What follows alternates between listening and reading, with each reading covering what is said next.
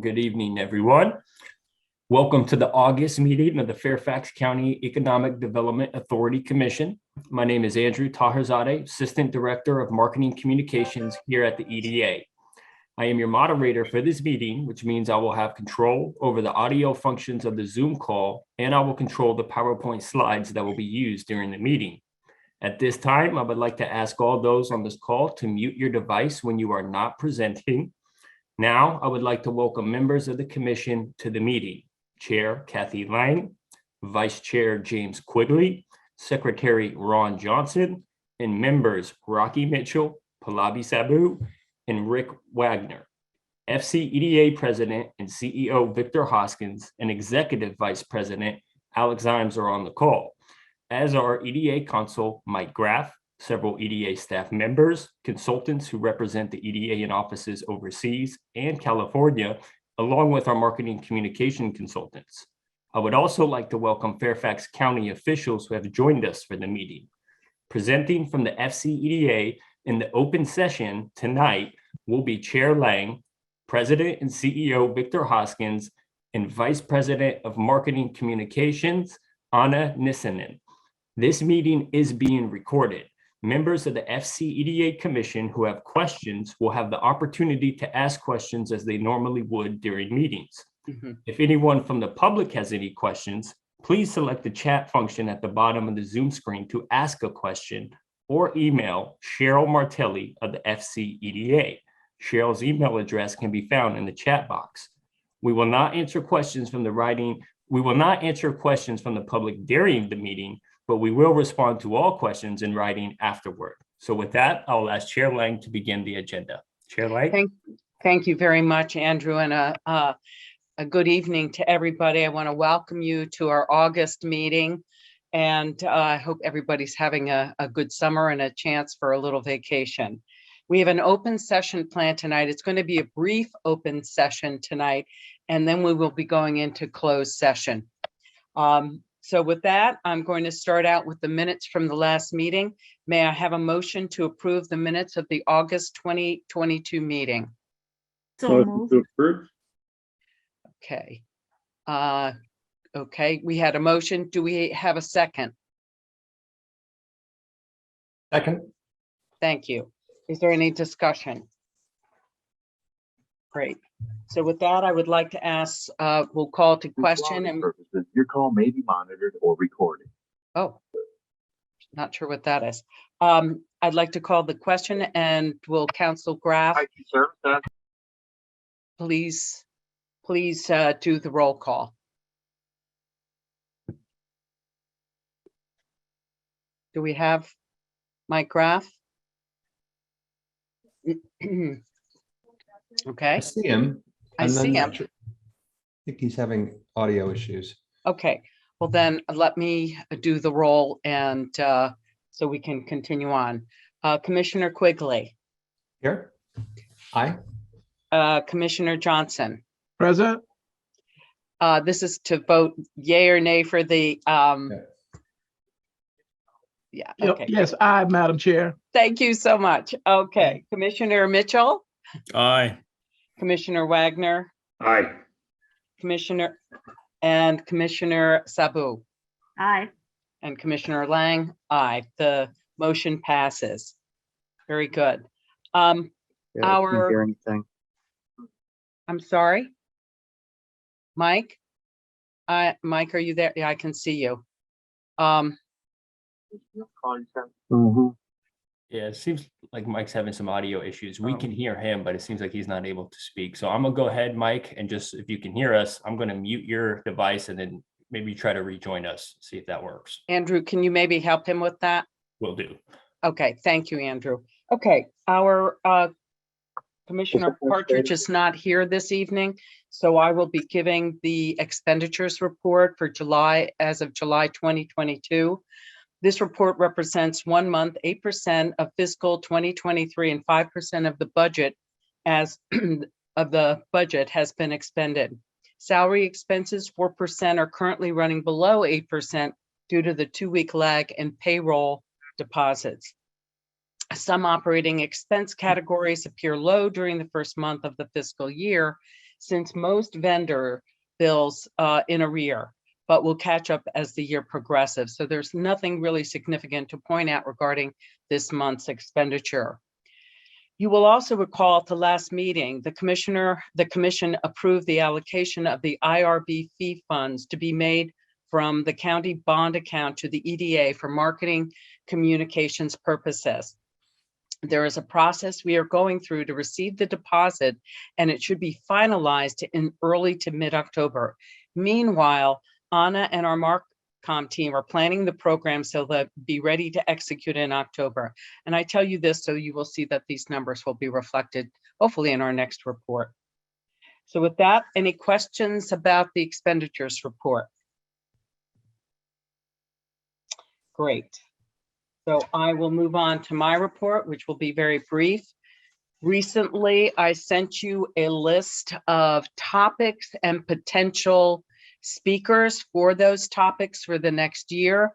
Thank you, everybody who's contributed your ideas. We're open to ideas. We're also open to topics. So please take a look at that. I will remind you that generally in February, we do a strategic planning session. We haven't decided what the theme of that's going to be, but that will be another opportunity to add other speakers into our year. So with that, if you want to send me any other ideas, that's fine. The staff is going to start working on this list of topics and these speakers. We're thrilled to have Cap 1 come in September, and Jonathan Griffith will be talking about placemaking. Okay. With that, I am going to turn it over to our President and CEO, Victor Hoskins. Thank you very much, Chair Lang. It's been a busy month, as most months are, especially having taken a little bit of vacation. But we started out, if you can go to the next slide, please. We started out with an interview with Korea Times. They had not interviewed us in a while, so it was really nice to really present the new information on the services that we provide. You know, we've augmented our services with a talent initiative. We've been working very closely with a lot of the Korean companies, and actually with a group out of Korea that works directly with small businesses. Next slide, please. This was a really fun event. This is a Hawkeye 360. Hawkeye 360s, they actually manufacture satellites in Fairfax County. And these are really small satellites. They're about the size of a, I don't know, a college refrigerator. You know how those refrigerators you had in college? It was about that big. And they do some amazing work in identifying assets around the world. Really a wonderful story, great company. The kids that presented, and I mean, they were kids. I mean, these are really young guys that presented, and they talked a lot about how thrilled they are to work in Fairfax, of course, but really for this company that has a mission that's really important to our nation. Next slide, please. We had a visit from the Secretary of Commerce for the state, Secretary Merrick, and we're going to try to get her to come on as a speaker sometime in the next 6 to 8 months. She was really excited to be here. Alex Imes actually acted as the MC and did a really wonderful job, not only engaging and going through a process with all of our NOVA partners, because this was an entire Northern Virginia tour, but also presenting a group of businesses from Northern Virginia. Next slide, please. And this was a great business event. These are leaders, people like Ray Ritchie and others from our corporate sector, talking about the issues in Northern Virginia and the opportunities. Next slide, please. This event, actually, I have to thank Dr. Johnson, Commissioner Johnson, for joining us on this event. This is a NOVA EDA event. It involved all 10 jurisdictions in Northern Virginia. And we had an opportunity to hear from Norfolk State and Virginia State, both which are looking at opportunities to open a campus in Northern Virginia. And as many of you know, Dr. Johnson is actually a former rector of Virginia State, so he was proud to tell the story about Virginia State. And now I will turn it over to Anna Nissinen. Next slide, please. Thank you, Victor, Chair Lang, and commissioners. It's good to be back. And we started July, new fiscal year, with a bang in the Marcom world. Andrew, if you can go to the next slide, please. So as Victor mentioned, we had a lot of high profile events and meetings in the month of July, and we started out with about 1.1 million in earned media value for the month, which is good for July. July is usually a slower month, but we had a fantastic coverage that we worked with DCI to get for Capital One in Fast Company. I know that has been circulated, and we'll talk about that some more. So that really boosted our numbers. But we also got obviously a lot of good coverage in the Korea Times, not only here, but overseas. So that's a good thing to work with reporters. Obviously, on this side of the pond, you also get coverage globally once you getting good with them.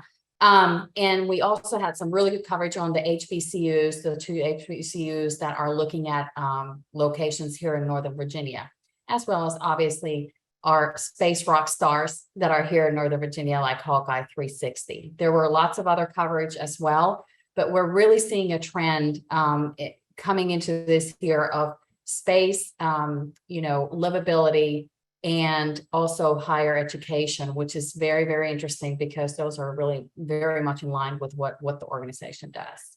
Next slide, please, Andrew. And I'm going to close really quickly with an exciting news story and an announcement from Kathy's group that happened last week. Hilton decided to continue in Fairfax County and add jobs. And obviously this was global news. We got into the headlines all the way in Australia with this one, as well as Europe also. And as you can see from the quote from the president and CEO of Hilton, why they're in Fairfax County: talent, as well as being positioned where they can tackle their global business needs, which is quite impactful for our marketing purposes. And as you can see here, we got lots of coverage and it's still continuing. So I'm expecting some good media values just in 4 days in August, but we will talk some more about this next month. And that concludes my report for today. Back to you, Victor. Thank you, Anna. I appreciate that. And I want to say that Kathy Riley did a brilliant job working on this deal. This has been going on for about a year. And it was one of those deals that we were very, well, I would just say uncomfortable, because we would have lost 800 jobs and then the opportunity to gain another 350 jobs. That's 1,150 job swing that we could have lost from this deal. And it was very close. It was not an easy deal to close, and she did it. And I'm so proud of her. And I just want to give her a little bit of recognition and thanks for her hard work.